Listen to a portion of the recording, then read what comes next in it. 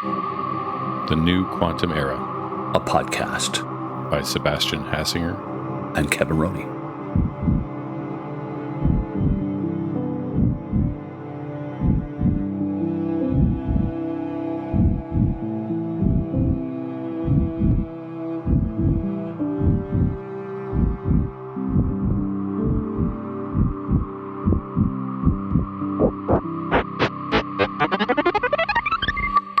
Welcome to another episode of The New Quantum Era.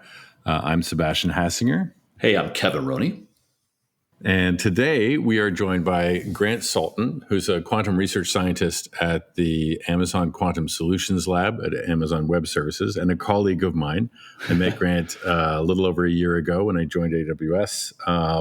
And I really enjoyed my interactions with Grant. He's very, very good at explainers, I would say, and providing background and context for my limited kind of understanding of quantum information science. He has a particular sort of focus in his background on what is termed it from Qubit. And so we thought he'd be a really good guest today to help us understand sort of the ramifications and context around a recent paper that Google and Caltech issued that generated quite a bit of buzz and not a little bit of controversy. Yeah, a lot of splash in the media on that result. I mean, maybe if you're a listener, you've even saw that run on by these dramatic claims about wormholes and so forth, and that's right. A lot of spin, maybe some marketing. Who knows? But in digging into this subject in more depth, just on our own, I mean, we realize there's just a vast amount of actually quite compelling, interesting, and substantial theory under the hood here that I found to be rather intimidating at first. I think Grant has done an excellent job on this episode of helping make more clear what we're talking about. Even then, it's some rather formidable mathematical abstractions. But so I'm warning the audience there is some climbing ahead. But Grant does a great job, I think. Right? He really does. Of bottom lining it and making it clear. Yeah, he really does. I really enjoy it. So, with that, let's get on to the conversation.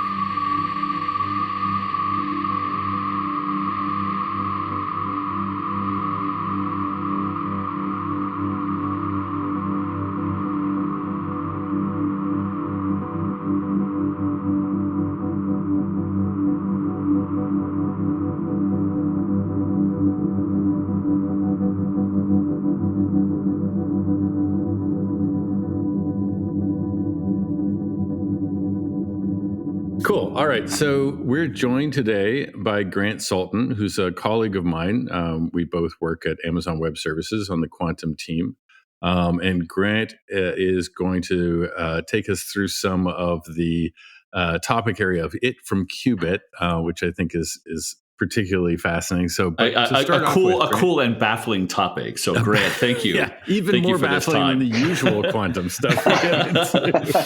So to start with, Grant, would you mind sort of introducing yourself and providing a little bit of it's always interesting to hear how people sort of got into this field and found their way to this sort of new amorphous area of development that is quantum technologies. Yeah, happy to. And thank you so much for having me. It's great to do this, great to chat. So, I started studying physics early on in high school. I planned to, going way back, planned to do engineering, but I really got into physics at that stage and found it pretty fun. So, as an undergrad, I specialized in astrophysics with no focus on anything quantum. And always in the background, I was interested in something else. So I was trying to do astrophysics, but then focusing on or start studying cosmology on the side. I thought, all right, well, let's do some grad school in this. This is fun. So, wrapping up my undergrad, planning to do a cosmology master's, I took a class in quantum information theory, which was new for its time at the university where I was studying, and it was pretty fun. So when I started my master's, I thought, all right, well, I'm studying early universe theoretical cosmology, but this quantum info stuff was pretty cool. This quantum physics. So let's try to get into that a little bit more. Try to see if I can find a way to put those two together. And in Canada, where I was doing my master's, you got 2 years. It's hard to get anything done in 2 years when you got classes and thesis, let alone trying to merge two things that don't seem to, there's not as much traction. So I finished that up, and I thought, all right, well, from there, let's carry on. but I'm really digging this quantum info stuff. So put the cosmology side, so Mastro to Cosmo to quantum info. And I did that as, full time for PhD. But always trying to find a way to, bring it back to something else that I found was super cool. Like I like working at the interface between different fields and different topics, applying the tools of quantum information theory to other areas of physics, or using different types of math to solve problems in quantum info or something like this, right? Just, working at an interface between multiple things. And I did this. That was my plan for grad school. And I was very fortunate at the time that this It from Qubit collaboration sort of spun up around me, and that I was sort of steeped in it by other people, with other people that were sort of like-minded. And it was just very, very fortunate timing for me. And what was it? Do you remember what was sort of the initial hook for quantum information that sort of started to drag you away from Cosmo? It's honestly, I think it was just the way I would think about problems seemed to make the most sense in terms of the language of information, right? Like I guess I'm one of these staunch supporters of the idea that really information is it's not turtles all the way down. It's information at the very bottom. When you get down to brass tacks, it's information theory everywhere. Our reality comes from that. So that seemed to make the questions made sense, and the approaches to solving them made sense, and it just felt like a very natural, beautiful, elegant way of describing interactions in physics. Do you think you encountered like Wheeler sort of it from bit before quantum information, or quantum information and then sort of the it from qubit sort of thinking, or was there any sequence to that? I'd say it was probably the latter. I mean, my first quantum information theory exposure was through this really fun undergrad course. Maybe it was a grad course. I don't remember. I think I was auditing it either way. And that was more just about understanding like the math that's required, the density matrices, that kind of stuff, and getting into some of the details, but not really with a focus on it from bit. But nevertheless, it's kind of there. Yeah. This makes sense. And I think just because this is a podcast on quantum computing and the numerous new results in quantum mechanics that are spinning off, I mean, such a cool subject. But I think for our audience, we might need to center this conversation in a way that makes sense against current events. I mean, the thing that really inspired us to invite you on was that big new result right from Google around the quantum computing division, speaking publicly about wormholes and so forth. It was a very, very confusing bit of press for us, right? And so we wanted to sort of dig into more substance on that. And so I think a parallel development we need to brief our audience on. Maybe for insiders like you, it seems obvious and true, but this whole it from qubit movement has been a gigantic intellectual fountain, right? That's just sort of like sprouted up recently with like super high-end mathematicians and physicists collaborating on, I guess, a brand new notion of foundations of cosmology related to quantum information science. So there's these two big trends, this big splashy Google announcement and this huge intellectual movement. I mean, do I have the description right in terms of the context that helps, I think, describe current events? Yeah, I mean, I'd say that it from qubit type, this intellectual movement has, as you say, it sprouted up somewhat recently and has included some of the biggest names anyway in physics as contributors. Right. And under that umbrella, that sort of way of thinking, there have been a lot of results that came out. And I would maybe I'll take some liberties and classify some of these other things that more recent topics as underneath being in under that umbrella, that way of thinking. I mean, so it from qubit is this is going back to as Sebastian mentioned, right? John Wheeler had this notion of it from bit, that our reality is that all of the things that we would call it are the stuff that happens and the things we see. Those are at their core really just manifestations of information doing stuff. And that notion was pretty, he had a lot of foresight, and it was like 20 years later or more, right, that this people started to take this a bit more seriously. And he was saying it from bit, talking about classical information, really zeros and ones, bits. But more recently, people saying, well, the world is inherently quantum mechanical, and the type of information that we really have as bedrock is quantum information. And the quantum systems have this different type of information that's not classical. Yes. And so this was going to be it from Qubit. And Wheeler's, so that's helpful. A 1989 paper where he sort of introduced that phrase, it from bit. I've read sort of analysis that in a sense that shifted the mission of physics from explaining, the nature of matter to explaining how we perceive nature, right? Like it turns into a system of understanding rather than a system of explaining. Do you think that's accurate? Yeah, I mean, yeah, to some extent, I think that's probably a fair statement, right? He's trying to argue really that that way down everything is information, and we just need to pay attention to the information content of the universe to really understand what's going on, and that a lot of these things are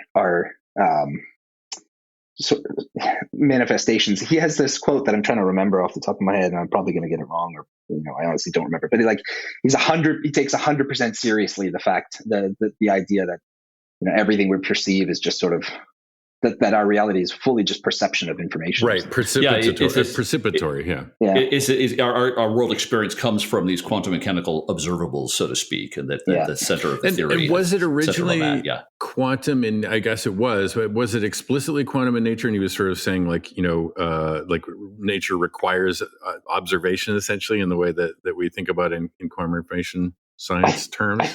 I think that's right. It's been a long time since I've seen this, but I think that's right. I mean, I think he's even talking about sort of the wave function and stuff in the abstract of that early paper. Right? So he was saying, yes, we have this quantum mechanical reality, but nevertheless, all of the things we see and all of the clicks of detectors and that kind of stuff when we make measurements, this all boils down at their core to information, and we just really understand things through that. Right. Yeah. So I think this is a really helpful, way to for our audience understand just the basics of that whole movement. Sure. I'm wondering, Grant, can you help our audience, see with more clarity that recent result from Google, because there was just widespread both criticism, of as if it sounded like so much hype, but also it feels like there's an understory which is compelling and real. I mean, even my son, my 17-year-old son, he was like, "Dad, that Google result, it's really." And he's like, "Is there a connection between entanglement and wormholes?" I'm like, "Whoa, good questions, young man. I don't really know." I do want to say it feels like the concerns about this paper are really around the way the paper was conveyed to the general public. Right? Yes, you have headlines saying like Google researchers open wormhole with quantum computer, which I love. By the way, before you jump in, Scott Aronson writing, if this experiment has brought a wormhole into actual physical existence, then a strong case can be made that you too bring a wormhole into actual physical existence every time you sketch one with a pen and paper. Classic Aronson too. It's very on brand.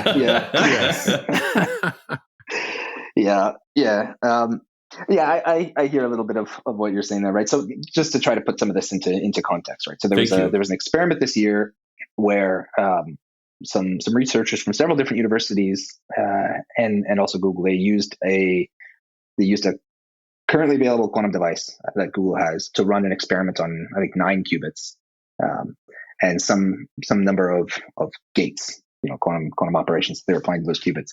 And what they were doing was they were trying to implement a proposal, an experimental proposal that came out a couple of years ago, that would try to demonstrate a phenomenon that looks like it would be a wormhole in some other description. So let's back up a little bit here. Yes. Right? Like we need to sort of set the stage. And how does that? My first read was, well, isn't that just teleportation, which is demonstrated all the time with qubits, right? Yeah, easy to do. To some extent, but a little bit of a different kind.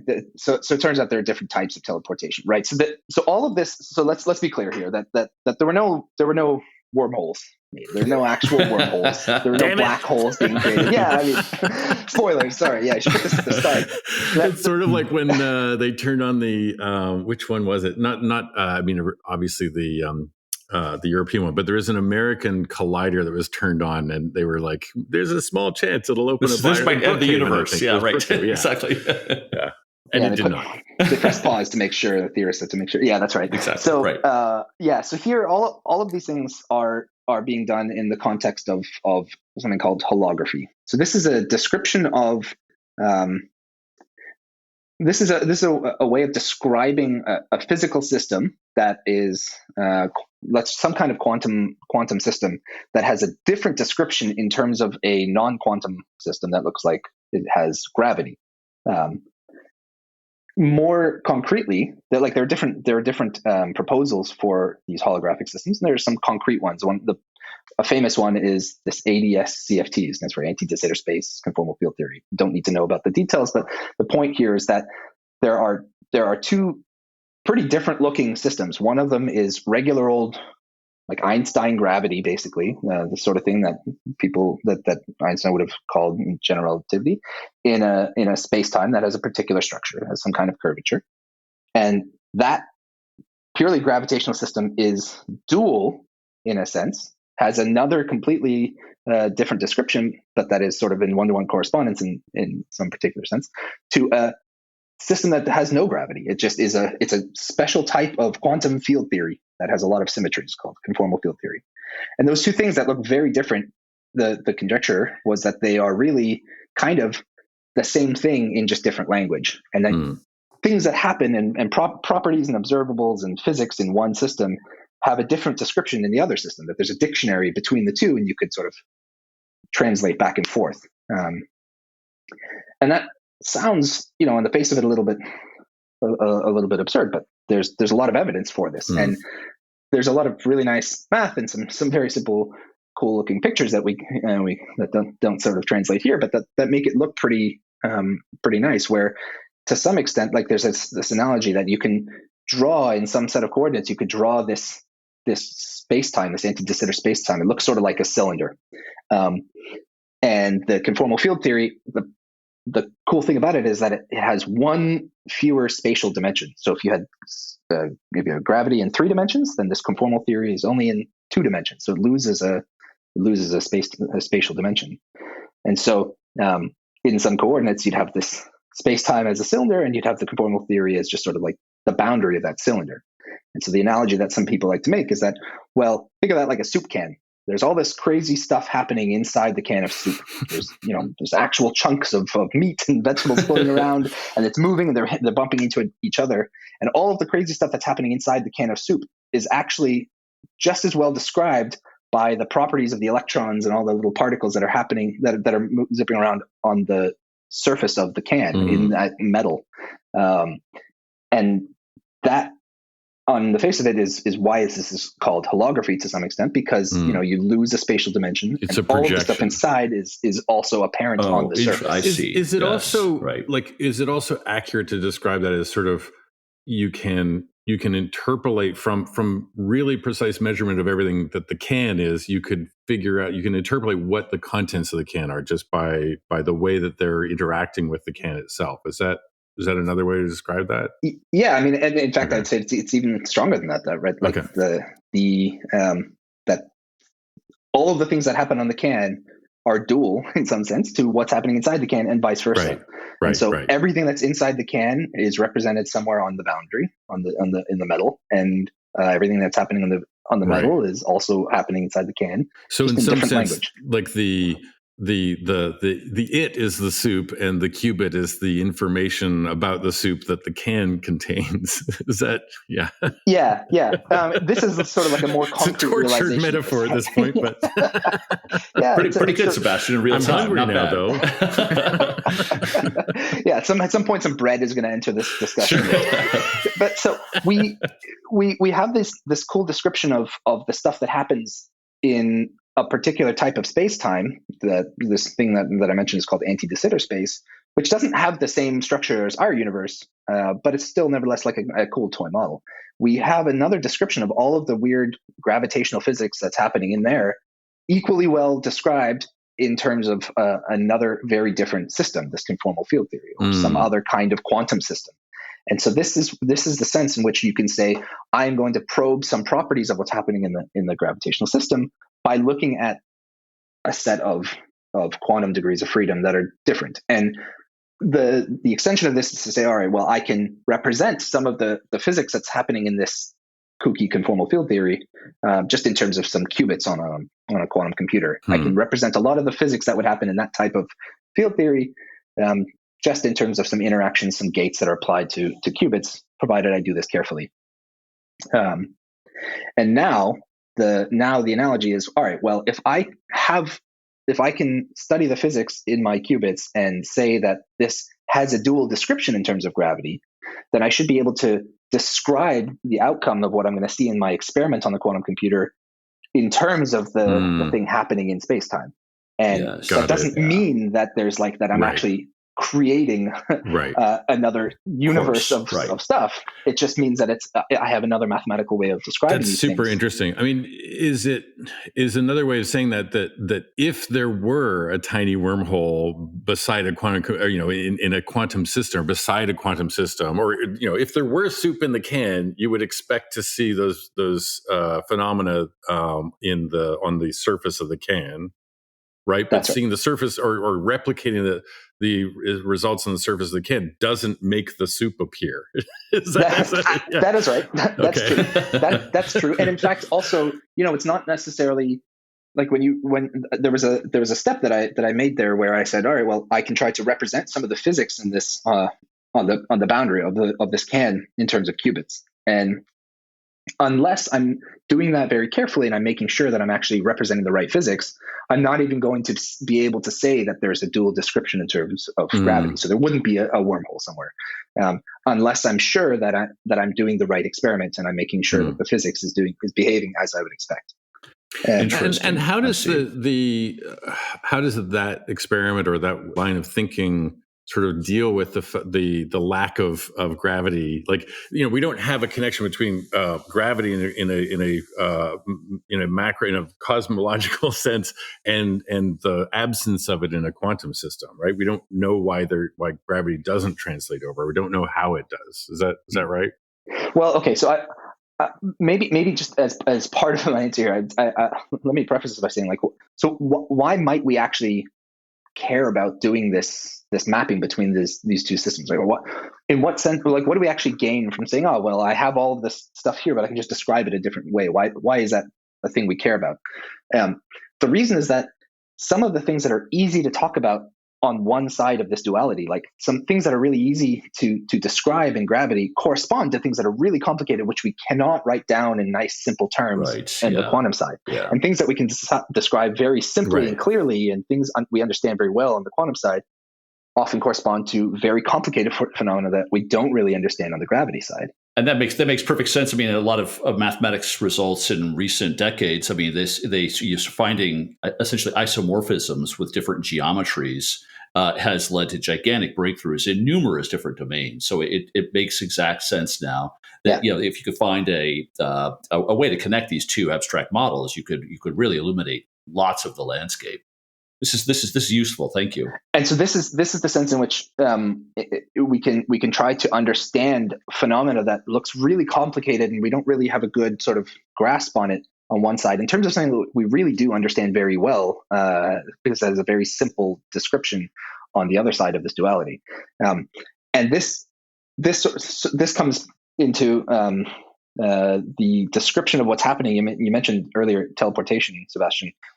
The description of what's happening in this experiment has in certain parameter regimes has an even better has a simpler, easier description in terms of particles moving through a wormhole on the other side, whereas it looks like some complicated quantum dynamics on the first side.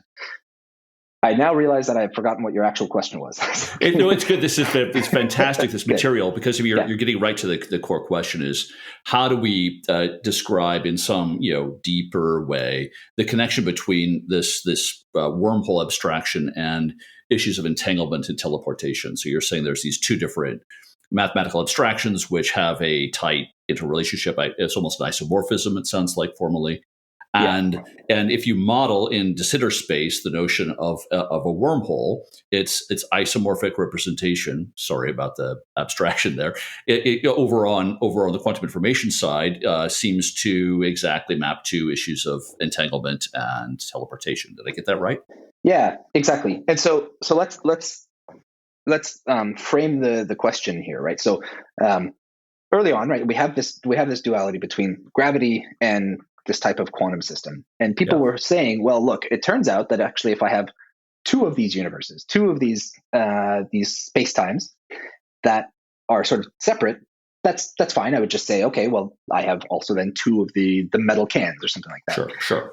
But now, since those metal cans are quantum systems, what happens if I just put them in some kind of really cool quantum state? I say that there's entanglement between them or something like that. What does that look like on the gravity side? And people managed to work this out. They figured out through that dictionary what this looks like. And it looks like you just sort of stitch together the two space-times behind a black hole, so that there's a black hole in one and a black hole in the other, and the interiors of those black holes are somehow stitched together. And what does that mean? That's one of the questions that this It from Qubit community wants to get to.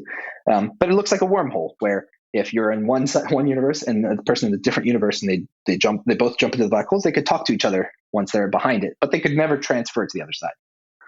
And then some smart people said, all right, well, actually, it looks like what happens if I apply some gates, some operations on these two quantum systems, the two metal cans that sort of span both sides?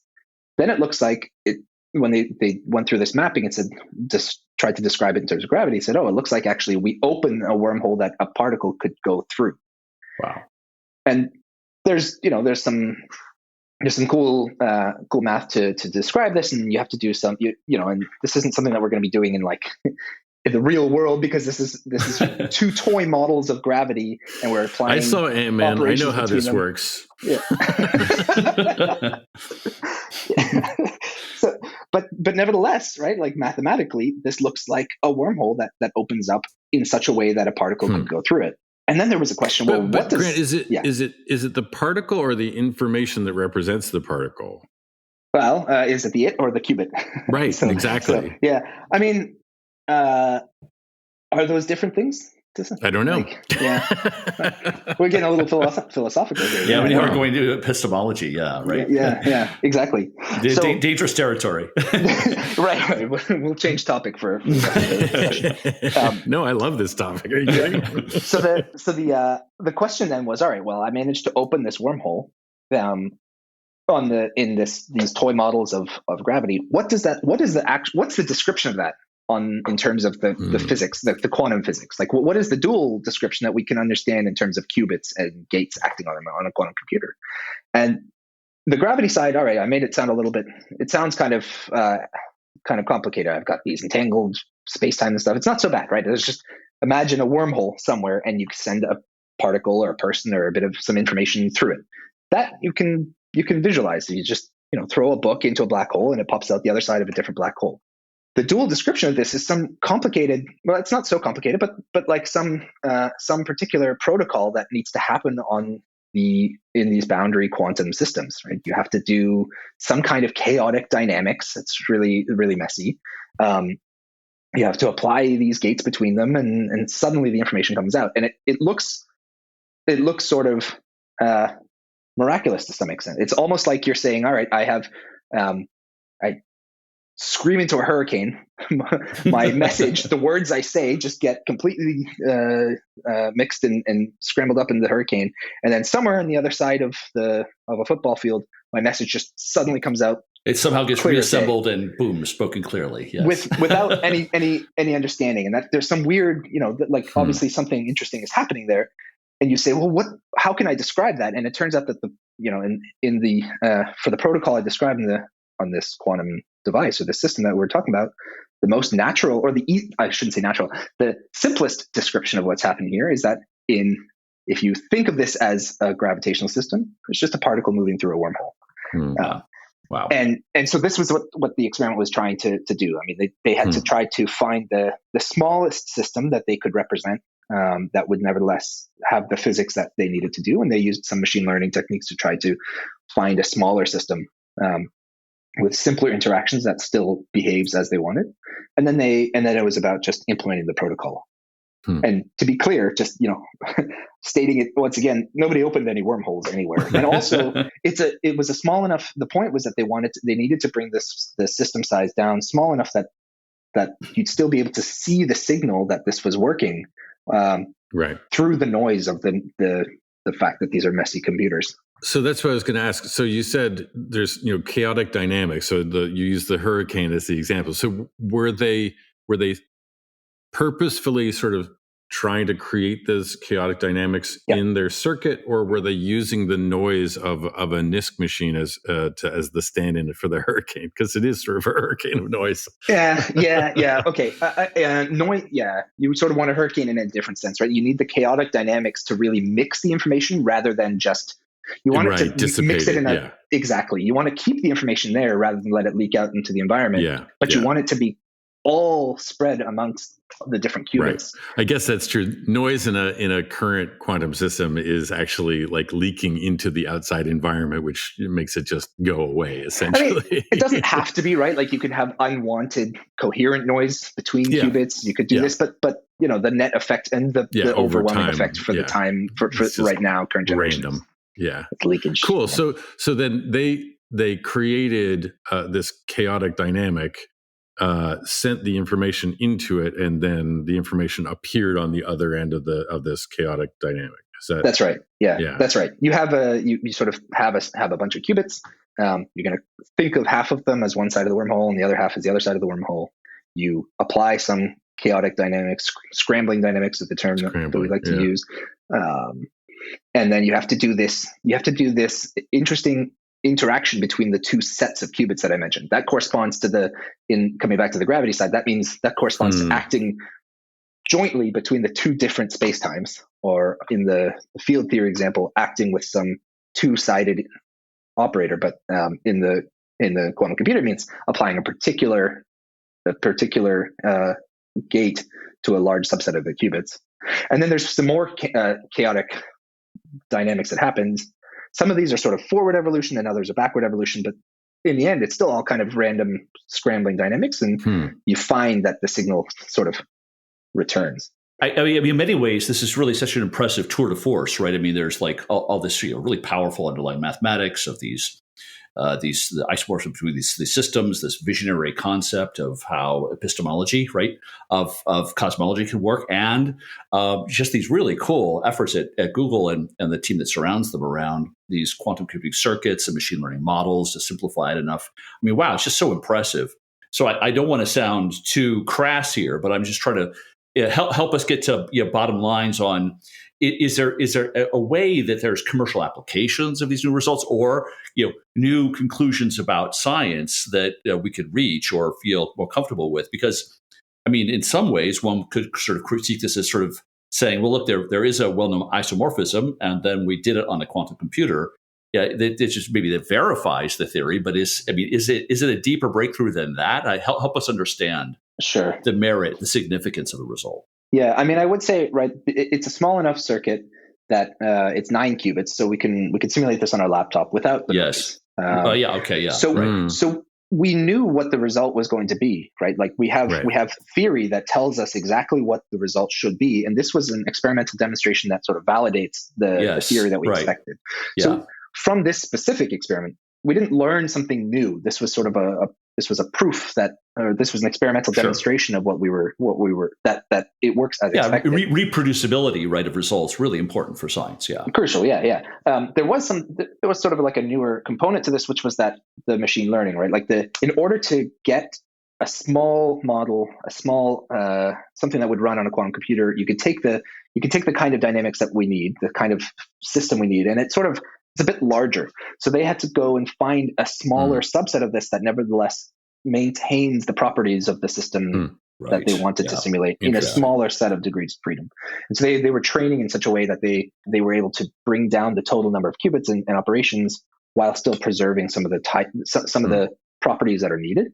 Which is such a cool way to approach that. I mean, it's reminiscent of a lot of the work that was done in spintronics recently, right, where they're trying to figure out like these new exotic computing architectures, how to simplify the underlying circuits using ML. I mean, really, really novel and interesting. I think there's a lot of work that can be done using classical machine learning to bring down the resource costs for quantum computers and things like that. I think there's huge commercial applications there for the future. Sounds like down the road. Yeah, once we've got these devices in let's say the medium term. Once they're large enough, we can do something cool, but nevertheless not sufficiently large that we have an unlimited number of resources. We're going to have to find ways of bringing down our resource costs. Yeah. And I think that that kind of idea has some merit.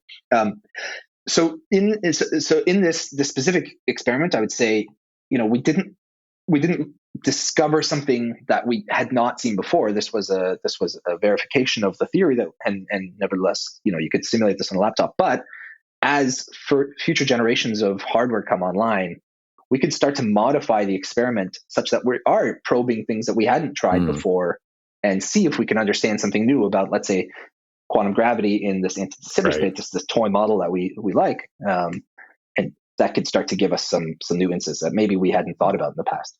Pretty interesting. And also in terms of theory in physics, I mean, this does not give more momentum to the so-called ER-EPR conjecture. I mean, I guess that's one of the major conjectures by Susskind and others around the interrelationship between entanglement and advanced gravitational theory. Does this, you think, maybe advance that cause at all? So for those who might not be familiar, right? So this ER equals EPR. This is a claim that wormholes or connections between potentially distant regions of space-time have to do with entanglement in some underlying quantum description of that space-time. And the concrete realization of this in this ADS-CFT tin can correspondence is what I mentioned before, that if you've got two of these spacetimes that are stitched together behind a black hole that looks like a wormhole, that corresponds to an entangled state on the boundary. That's a necessary ingredient in this experiment and this whole thing. Yeah, one of the starting points for the protocol, this quantum protocol, is to construct a highly entangled state that looks kind of like a maximally entangled state, but where which has the most amount of entanglement between the different sides, different constituent parts. But here the sort of the amplitudes, the terms in the sum sort of decay according to some distribution, and that looks like that particular state that you have to construct is the thing that has as a dual gravitational description a non-traversable simple wormhole where you just take two black holes and you stitch their behind the horizon regions together. So that is sort of that is EPR. ER equals EPR at work. And this acronym as well, by the way, is like Einstein Rosen equals Einstein Podolsky Rolls. And one of those two of them talked about wormholes, and three of them talked about entanglement. Not the actual humans equaling each other, just to be clear. Bringing Einstein into this and the connection to Hawking and the information paradox of black holes. I mean, that was. I mean, is that result that there was that sort of breakthrough paper that sort of culminated the search for the solution to the information paradox that basically described this sort of the information being turned into hair around the outside of the black hole that got reconstituted as the black hole evaporated? And in fact, that was when you were describing it from Qubit to Eddie Farhai at Q2B last year, you used that metaphor of the yelling into the hurricane and then having the words reconstitute as the hurricane died down. So there's some kind of combination between the solution to the information paradox of black holes and this experiment. Is that right? And this experiment, I'd have to think about this a little more. I mean, I will say that, right, like one of the crowning achievements of the It from Qubit collaboration that sort of happened were a couple of papers or a series of papers kicked off by two that gave more credence to the idea that information is not really lost from black holes, right? Like there's this age-old information paradox that as you throw information into a black hole, it radiates it away in purely thermal Hawking radiation that doesn't tell you anything about what went in, but as it loses that information or that energy, it shrinks and eventually disappears. And so information seems to be lost in black holes, violating quantum mechanics. I mean, at some point, there were Hawking would, I think himself said that this is likely not actually going to happen and the information does come out, but in this holographic quantum gravity toy model, you can see this a bit more explicitly, that you can say, all right, if I had a black hole in my space-time, I can talk about the dual description in the quantum sense, and I can say, is there a way in which I can, like, how much of the interior space, how much of the space-time can I recover? Can I talk about on just the boundary? And it looks like, for the most part, you can only really talk about the stuff that's outside the horizon. But I guess a series of papers, they found another description where you are able to say, aha, if I am able to capture the information that comes out, the radiation that comes out of the black hole, and I lock it away, I don't really need it. But I treat the fact that it's evaporating very carefully. They discovered that, looks like actually I am able to represent some of the interior of the black hole in terms of this outside quantum description, which we hadn't seen before. And this led others to be able to write down more concretely the Hawking's original calculation of black hole evaporation by finding other terms that were not easy to see, but are now apparent when you look at things through this cool new lens. And that helped to sort of resolve that information paradox. Deep. Yeah, really interesting. So okay. I mean, the thing they refer to as hair is sort of the information sort of being preserved holographically on the outside of the black hole. Is that right?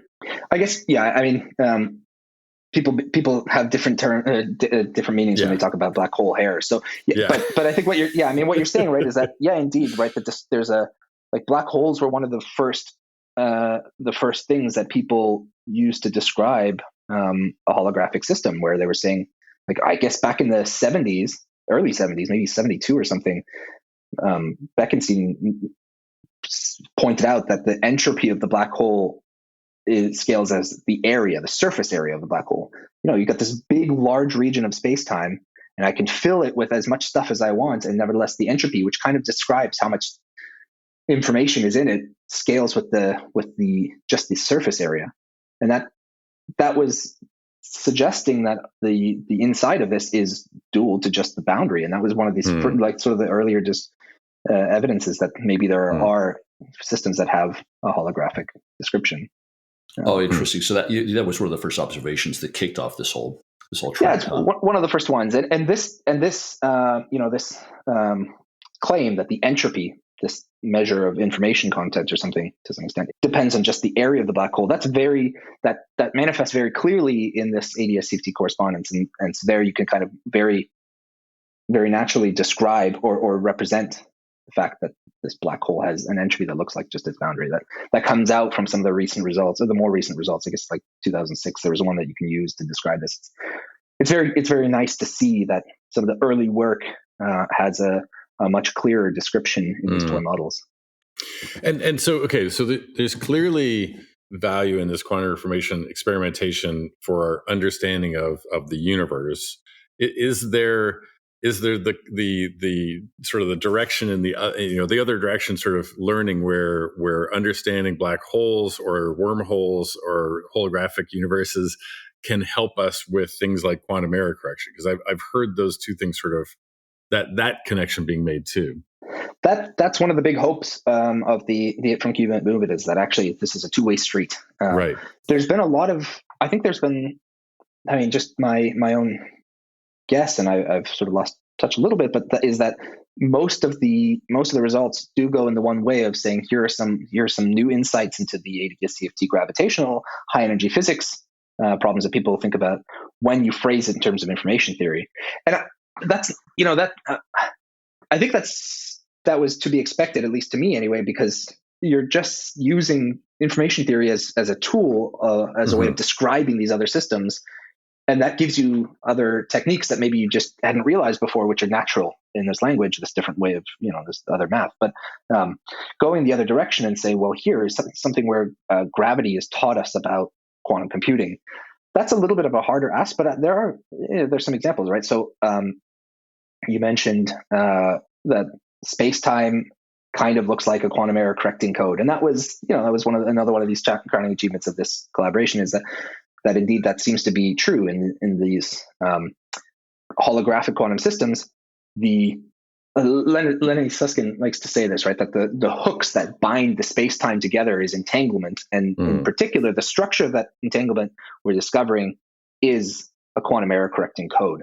And so, by trying to figure out what that quantum error correcting code is that represents the space-time in terms of the boundary, that gave us these new holographic quantum error correcting codes, and some of the tensor network tools used to describe them. So that was sort of a new a new approach, and we can use those for. And are there specific codes that were informed by that? I mean, is that the surface codes? Is it which sort of family of error correcting codes are influenced by that? The ones I have in mind, I mean, people tend to reference them or refer to them as holographic codes. They're sort of these. They kind of look like concatenated codes where you start with a quantum error correction code, and then you sort of like recursively encode each one of those little things out and further on, and sort of proliferates out. The reason for this is because you kind of, as you, it turns out that on the gravity side, if you want to represent something that's really far into the spacetime, that's nowhere near, like, deep in the center of the can, that requires a description that's sort of that uses most of the metal around it. If you want to represent stuff that's very close to the can inside the, like a piece of soup that's very close to the can, you only need to really think about the part of metal that's very close to it. And so there's this notion that you have to kind of, the further in you go, the more encoded it has to be. And this is where you get these kind of recursive codes coming out. So interesting. It's been a gigantic year this past year on quantum error correction. Like numerous big results hitting. I mean, what do you think? Is it your thesis that this holographic thread of research could be even bigger news than what's happened this past year? I don't know that it'll be bigger news, right? I think the stuff that's happening this year there's some really important results, and I think the work that the folks are doing on making quantum error correction actually, getting to the point where it's going to start giving us, that gets over the threshold of recoverable error. That's crucial. I think we need more of this. Let's have more of those, folks. The holographic stuff I think is nice.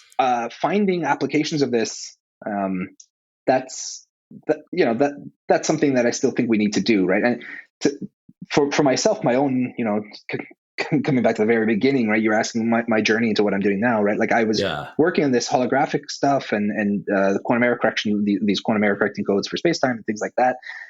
And I was trying to find ways of making it a bit more practical, or like use near-term devices to simulate these and trying to make things a bit more tangible. And I think that needs to happen, right?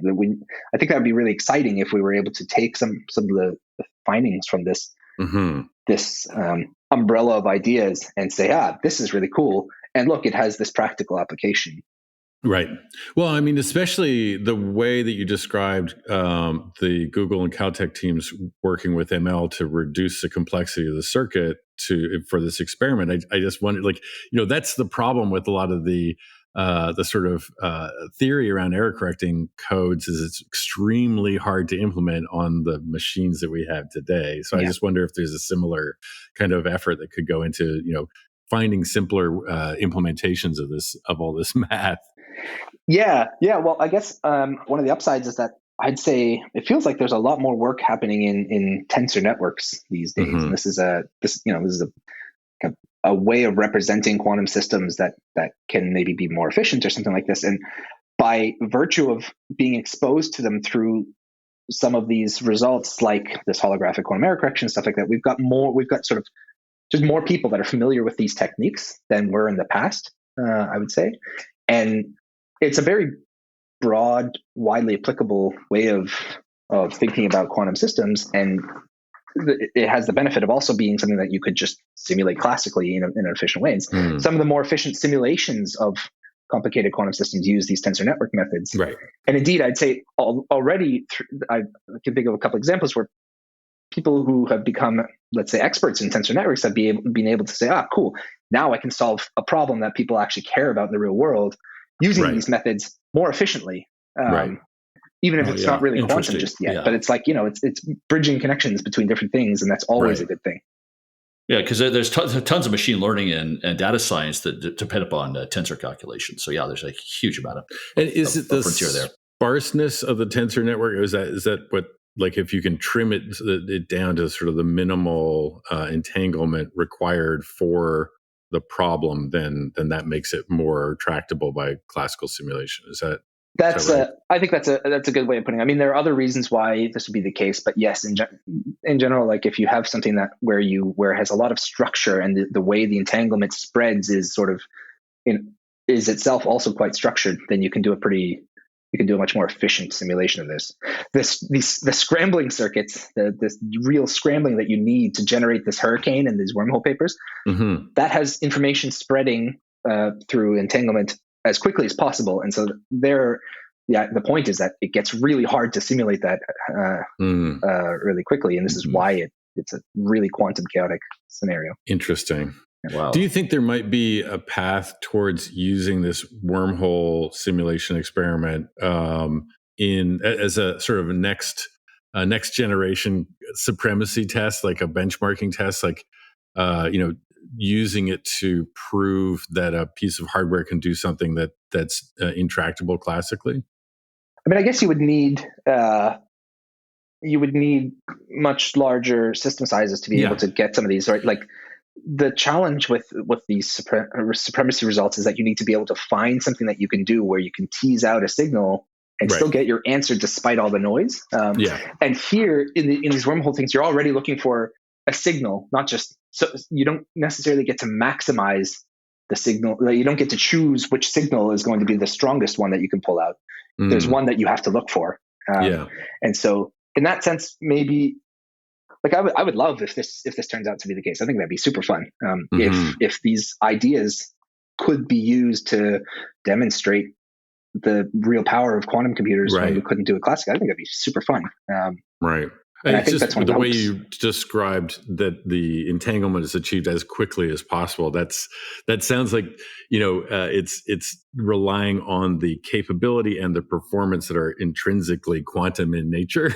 And therefore, intuitively, it sounds like something that would be pretty easy to find the boundaries of what you could simulate classically. Yeah, but on the other hand, right, so some of the early demonstrations of supremacy were themselves implementations of random quantum circuits. And a random circuit will sort of scramble information, but to do that as quickly as possible, you want the random circuit to be able to sort of couple qubits that are on, let's say, different sides of the chips as easily as the ones that are nearest neighbors.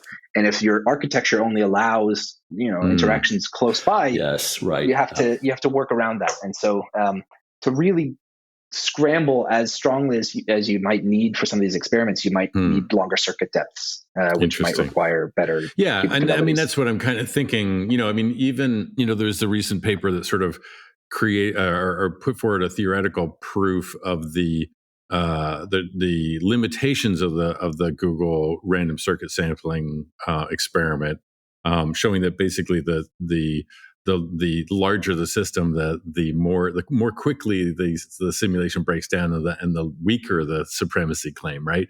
At this level of noise, essentially, which is that's to be expected. I'm just wondering if there may be some merit to this scrambling circuit as a benchmark for like next gen hardware that's hopefully less noisy and more capable. Yeah. If you could do this, if you could really implement these sort of all to all or long range gates, or just super high gate rate. Like, I mean, in superconducting qubits, you tend to have, nearest neighbor. And if you like heavy hex, for example, in the IBM case, it's not all to all, but you affect that, entanglement at a distance, let's say by a whole bunch of swaps, right? So if the performance is, high fidelity enough and fast enough, you'd be able to do that maximum entanglement, or near maximum. You said it wasn't maximum, but the scrambling circuit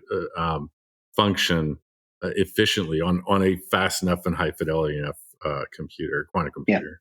Yeah. No, that's interesting. That's very true. Yes. The larger the system, the more swaps you need, and so you really need to it's a good. It becomes test a much fidelity. more demanding thing. Exactly, that's right. It's testing your ability to control like different qubits, and the gate fidelities and the coherence times all need to be good. So the better, the larger the system you want to do, the harder it becomes in a few dimensions. And I think so for that reason, it could be a very strong and all very contemporary engineering problems. They still are. Yeah, that's right. Absolutely, hard. Exactly. Hey, I just got to reflect on this conversation because I had a grand time going through this material. Thank you so much, Grant, for your contribution here. Yeah, I mean, just reflect on it. This is almost a multi-course meal of like really rich, fun abstraction. Soup. Lots of soup. We had mathematical isomorphisms and anti-de Sitter spaces, relativity, quantum information science, chaos theory, ML, quantum error correction. I mean, it just goes on and on. Tensor networks. Entanglement, the whole. I mean, geez, that's about as good as it gets if you're into that nerd thing. Buzzword bingo here, yeah. Exactly, yeah. Yeah. What do you? I mean, if you look forward, like, what do you think are sort of the big, if any, challenges that are identified by the from Qubit crowd? Is there something else that people are sort of shooting for as a result, or? I mean, there was a lot of work. There's sort of a lot of work on really understanding in detail this sort of information paradox, let's say resolution. Yeah. It led to a lot of deep insights into how information can be recovered in the quantum systems, and trying to understand that in depth took people sort of that became a whole new sort of dimension of research.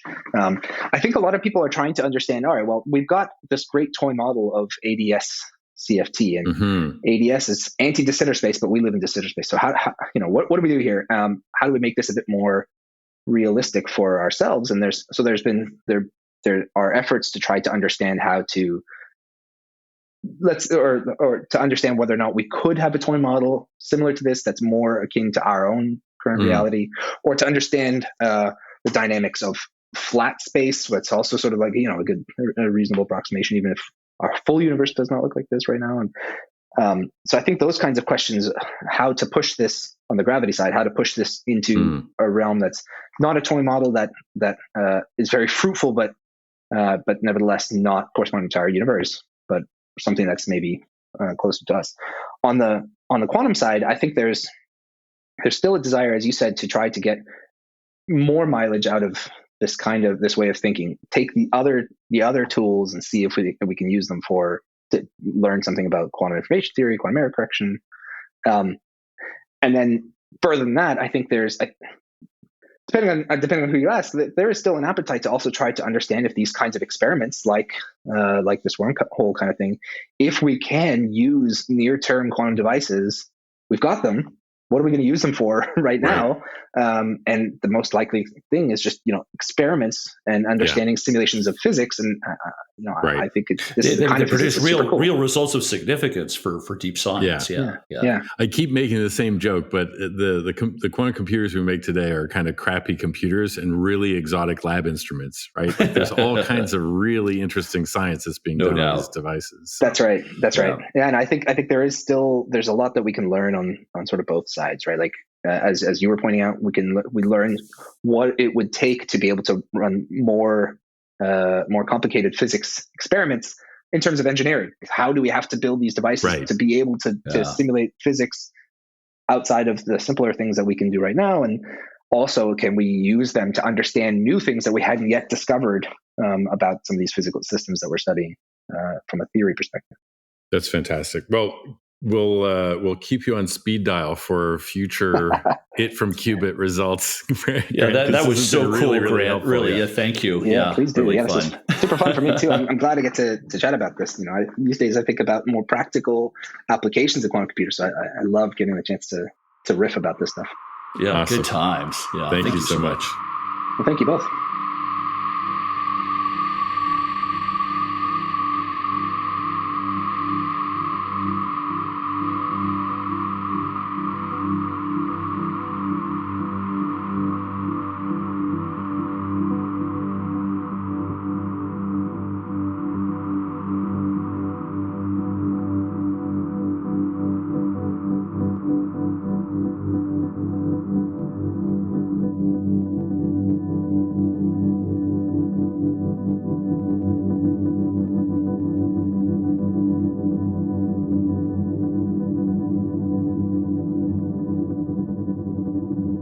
Wow, that was great fun, Sebastian.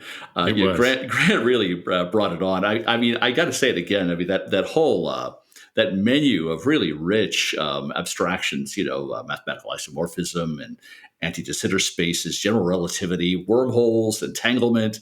and machine learning results to somehow get to the right circuit of the quantum computer. I mean, wow, that was a rich multi-course meal.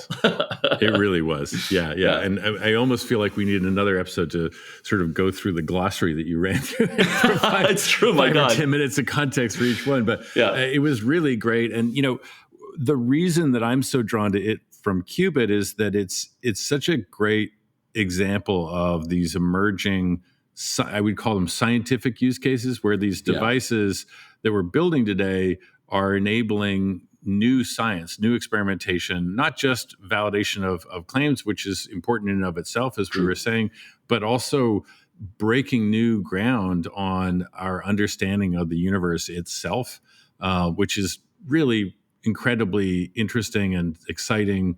And at the same time, the science is causing the engineering and the technology to stretch in ways that are making it more likely that we'll find our way to devices that are actually useful, fault-tolerant, universal computers that are useful for, industry, commercial purposes, right? So it's this fascinating. Often in physics, I've run across this term co-design, and it's where experimentalists and theorists work together. Yes. And now we're seeing an expansion of co-design into engineering and technologists in a way that I think is incredibly exciting. Yeah, really neat. Yeah. Such a good time. I'm glad you found this guest. Absolutely. So that's it for this week's episode. We apologize for the delay since the last episode. We're going to continue to try to get these out every couple of weeks. There was a little bit longer delay before this one. But we hope to see you on the next episode as well. Thank you. Awesome. Thanks. Okay, that's it for this episode of The New Quantum Era, a podcast by Sebastian Hassinger and Kevin Roney. Our cool theme music was composed and played by Omar Costa Hamido. Production work is done by our wonderful team over at Podfi. If you are at all like us and enjoy this rich, deep, and interesting topic, please subscribe to our podcast on whichever platform you may stream from. And even consider, if you like what you've heard today, reviewing us on iTunes and or mentioning us on your preferred social media platforms. We're just trying to get the word out on this fascinating topic and would really appreciate your help spreading the word and building community. Thank you so much for your time.